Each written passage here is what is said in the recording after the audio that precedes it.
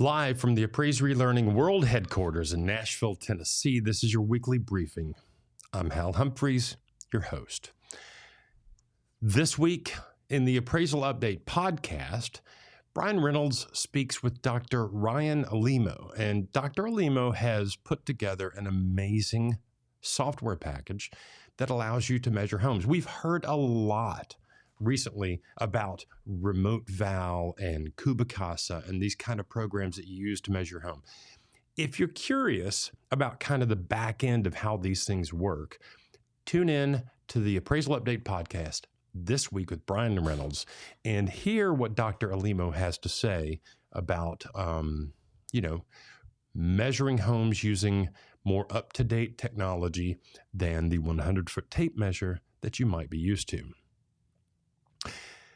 Coming up at Appraiser eLearning, we have some pretty exciting things. I know that Bryan Reynolds is going to be hosting several classes this month. Of particular interest is Appraiser's Guide to Appraisal Inspections. That's going to be on October 11 and 12. It's split over 2 days for 7 hours of CE. That's live, virtual, in a Zoom setting. You can see it right there, the 11th and 12th.